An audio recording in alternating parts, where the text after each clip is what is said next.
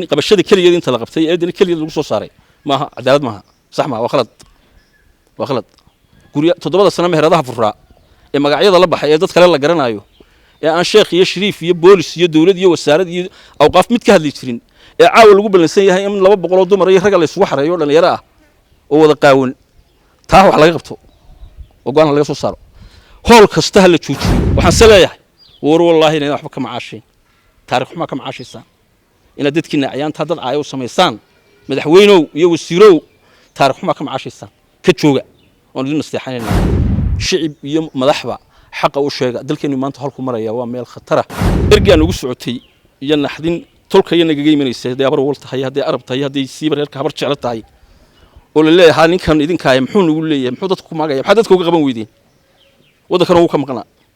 laakiin maxanta waxa aanu sheegaynaa ama muuqatay oo markaati madoona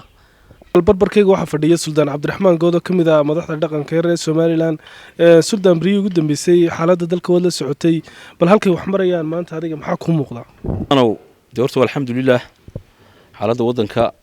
imika waxaynu ugu muhiimsan ee aynu joognaa waxa weeyaan in buuqi siyaasadda ay naga yar haddaan dib loo istaarin buuqi siyaasadda ayay muddo in isfaham laga gaaray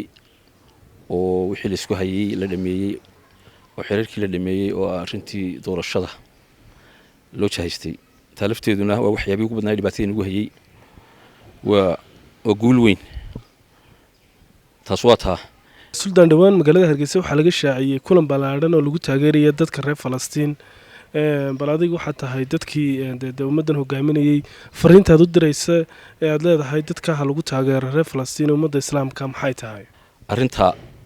qaaraanka loo ururinayo dadka reer Gaza ee Falastiin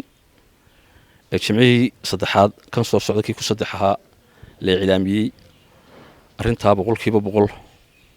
waa arin islaamnimadu inuu farayso tacaawun cala albirri wa taqwa inaan walaaliheen u damqanno oo xadiiskii rasuulka dabaqno inaan isku jasadnahay oo dadka la caawiyo cidii soo qabanqaabisay culimada wasaaradda awqaafta iyo madaxweynaha oo ogolaaday intaba waan bogaadinayaa waxaan leeyahay la kordhiyo kor hal loo qaado hal la dhaadhiciyo xataa wadankeena dhamaan hal wada gaarsiiyo tuulooyinka xataa wax laga soo helayaa lacag hadii maaragtay arinta la dhaadhiciyo sakada ku baxaysa sidii culimadu inoo sheegeen waqtigii roobkana ilaahay roob khayr qeyb ka rajeenaayay dadka miyiga waa markay sakada bixiyaan wadankeenu waa ilaa 2500 tuulo magaalo tuulooyinka marka macaan lagu daro waxa weeyaan lacag weyn baa laga soo helayaa arinta waan bogaadinayaa wixii wanaagsan inaad bogaadisaa waa fiican tahay sida wax xun in la nahiyo oo la ridiyo ay waajibka u tahay waa macruufkii qodobka labaad doonayaan ka hadlaa waxa weeyaan wadankeena waxa jirta xaalad ay cadho alla ka dhalan karto oo socotay muddo waana maleynaya in la sharciyeystayba xagga dawliga arintaas waxa weeyaan fusuqa iyo isyaanka ka dhalanaya ikhtilaadka ragga iyo dumarka isdhex galaya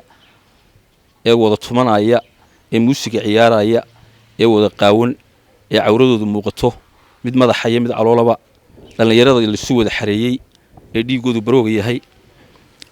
ee xataa meheradaha loo furtay sida kalaabadii dhulka gaalada oo kale arintaa oo si xun maalin walba sii kordhaysa dawladuna arkayso mujtamac oo dhamina wada arkayo waxaan leeyahay maanta waan qaylo dheer ku leeyahay dawladdu sheegaya oo madaxweynuhu ka yahay culimada kala hadlaya mujtamac oo dhan war fusuqa maanta wadankeena ka socda ee tumashada ah ee hoolasha magaalada ku yaal mid banaan ku yaal iyo mid u dheer ku yaalba inta la isla tagay rag iyo dumarka la leeyahay waa aroos waxyaabo bari dhawtaan ka wacnaynay culimadu aad uga daashay wax kamid ahayd in rag iyo dumarku xaflad aroos ku wada qabsan hool ku wada qabsanin hatta aroosyada xalaasha raguna gaarkiisa dumarkuna gaarkooda waa sida sharciga iyadoo mid waliba uu iska ilaalinayo wixii aan sharciga ku banaanayn haddana la kala soocnaa waynu ku dadaalay laakiin wala jiray marka wala baabi waa la isu banbaxay arinta waxaan leeyahay haddaan wax laga qaban on go'aan degdeg ka soo bixin oo tootali khadka laga saarayo oo wixii diintu ay ka qabtaan aan lagu dabaqin cadho ilaahay baa ka dhalanaysa haddadan baan anugu baqayaa maanta waxaa la leeyahay kuleyl bay nahay iyo ka warrama iyo cirkii baa raagay iyo waxaasna waynu samaynaynaa cid ka hadlaysaana ma jirto marka anugu waxaan leeyahay arrintaa waxaan cod dheer ku leeyahay waajibka koobaadna wuxuu saaran yahay xukuumadda mas-uuliyaddii ummadda iyagaa haya hool aan rag iyo dumar habeen walba ku wada tumanaynin xataa meherado babligaa la furtay sida kalaabada oo jimcaha iyo khamiista lagu tunto oo magacyadooda aynu garanayna iyo dad kale oo caawa khamiista diyaar ah dhallinyaradina waa la sii raacdayba oo waxaan ku uri waynu arkaynaaba imika waxa halkay wax marayaan waxaan leeyahay arrintaa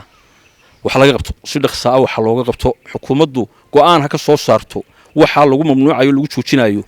ciddii go'aankaa fulin weydana tallaabo lagaga qaadayo sultan waxaa jira dad siyaasiyiin oo inta badan ka hadlaa arrimaha dhaqanka sidoo kale u jawaaba dadka salaadiinta bal dadkaasoo kale maanta fariintaad u diraysaa maxay tahay qodob ay xukuumadduba waddo oo imika caddaatay inay xukuumaddu waddo oo madaxweynuhu kow ka yahay waxaynu wada ognahay bishii rabadaan gudaheeda iyo intii ka dambaysayba waxay xaflado khayr alcaadiya oo maamuusa u samaynaysay dowladdu nin la yidhahda ibraahim caydiid oo akbar madax raasul fawaaxish min alqadaf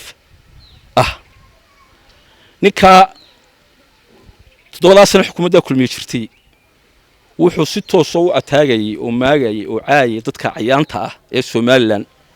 1 madax dhaqameedka 2 culimada 3 ganacsatada dadka inta u muraada ah wuxuu ku bilaabay markii hore reerka garxajis waa yeelkiisa foolxumay ahayd laakiin 2 sanad u dambeeyay sanad iyo barkii u dambeeyay wuxuu u gudbay mujtamaca kale oo dhan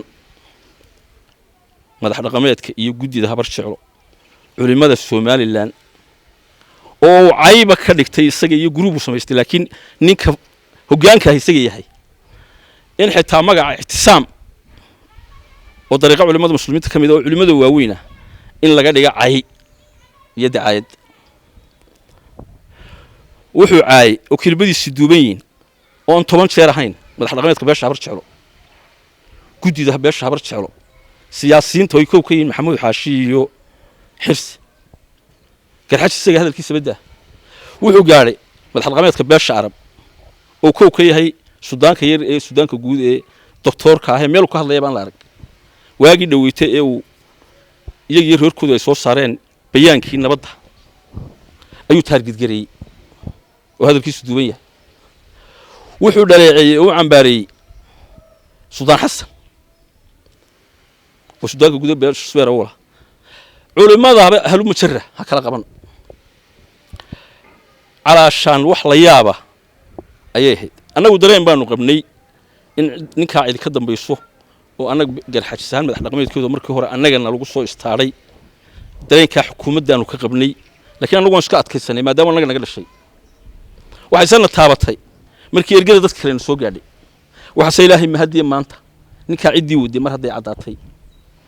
ee dadka ku direysay ee dadka ciyaantiisa iyo dadka sharafta leh ee culimada leh ee gudiyada leh ee sulaadiinta leh ee dadka waayeelkiisa iyo hogaamiyaashoodii ahaa ahlu xalli wal aqdiga ah cidda cambaaraynaysa burushka xaarka daba sidii caayisay inay xukuumadda tahay ninkan direysay maal gelinaysay ee sida ayga u rabaysatay makhratigeedii oo magowjooga maanta dhacay muxuu ku dhacay waxay noqotay in markuu wadanka yimid hor wadanka uu ka maqnaay kow ninkii koobaad ee casuumay ee fulideyntii xafladda uu sameeyay noqday wasiirka arrimaha gudaha ninkii labaadna uu noqday madaxweynaha qaranka intii ka dambeysay ahlu mujarrah xukuumadda waa wax xukuum madaxweyne raali ka yahay anaga horta mar waa noo guul ergaan ugu socotay iyo naxdin tolka iyo nagaga imanaysa haday abar wal tahay haday arab tahay haday siibar reerka habar jecel tahay oo la leeyahay ninkan idinka ay muxuu nagu leeyahay muxuu dadku maagaya waxa dadku uga qaban weydeen wadankana uu ka maqnaa laakiin maxanta waxa aanu sheegaynaa ama muuqatay oo markaati madoona in tuunkii aanu qabnay cadaaday dadkana waanu gaarsiinay waxa sanayaan daraa mas'uuliyiinta ummadda ee xilka u haysay ee madaxweynuhu kow ka ahaa marka ay sameynayaan ficilada noocaas ay sameysteen dad la rabaysto oo dadka sharafta leh ceebeeya oo dhaleeceeya oo bulshada kala fogeeya oo dadka cambaareeya ummaddan iyagu ay mas-uulu yihiin ummaddan ay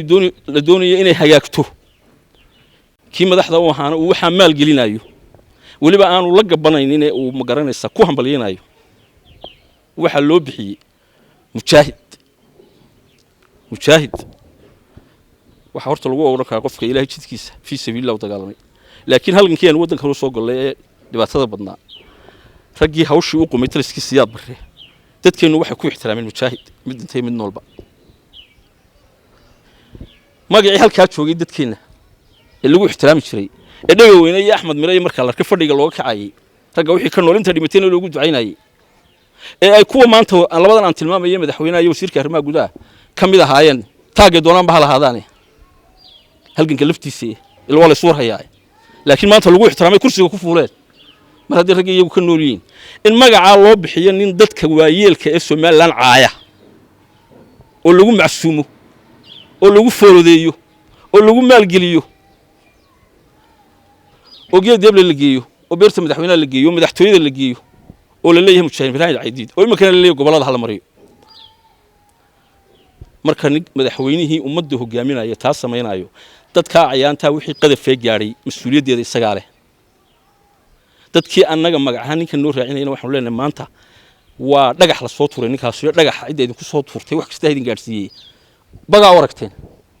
waxaan saleeyahay war wallahi inay waxba ka macaashin taariikh xuma ka macaashisan ina dadkiina cayaanta dad caayo sameeysan madaxweynow iyo wasiirow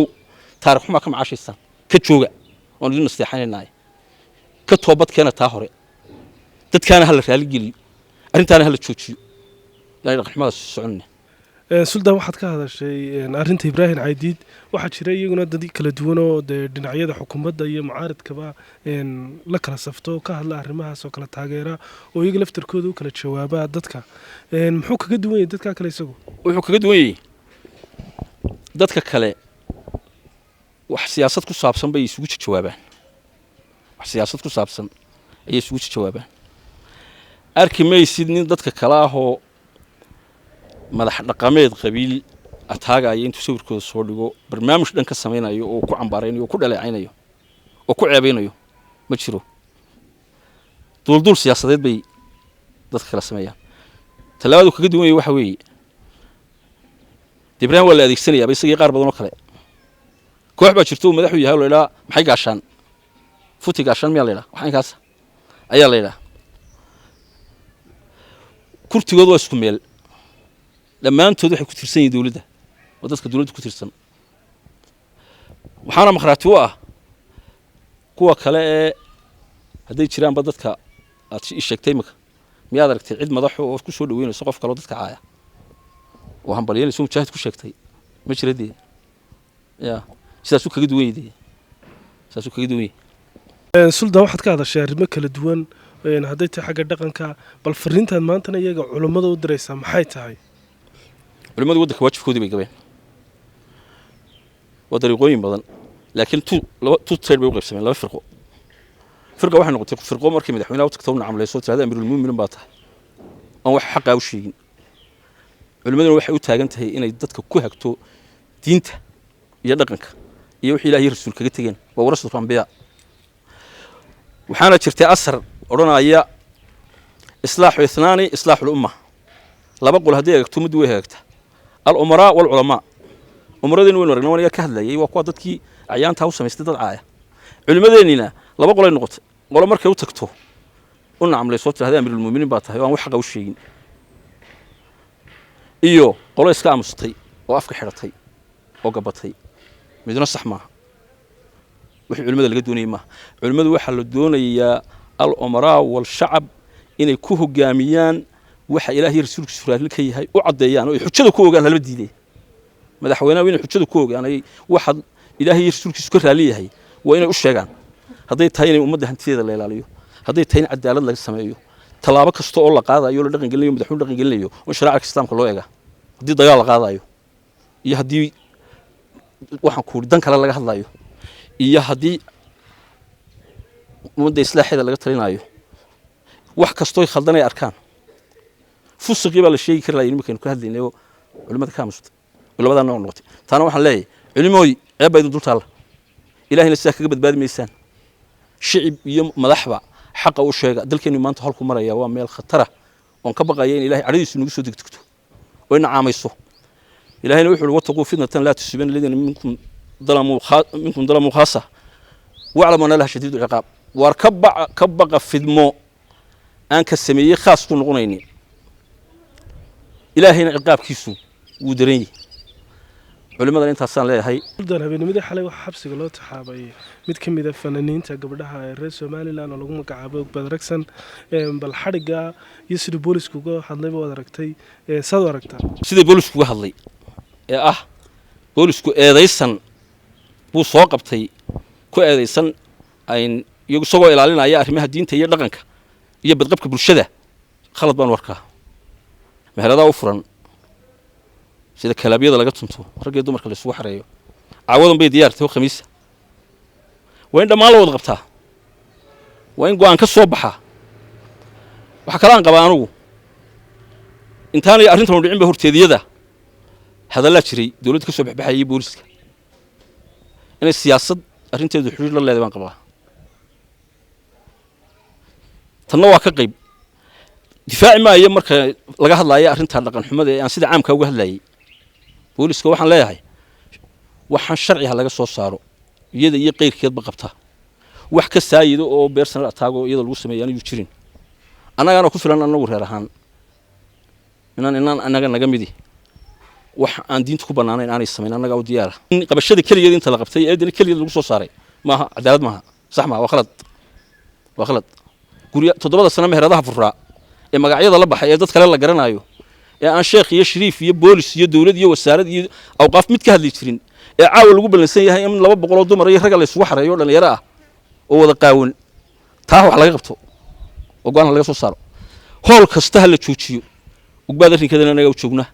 intaas waxaa inoogu dhammaaday waraysi kooban oo la yeeshay suldaan cabdiraxmaan gooda ka mid a salaadiinta dhaqanka reer somalilan suldaanku inta badan wuxuu ka hadlaa xaaladaha kala duwan ay somalilan ku sugan tahay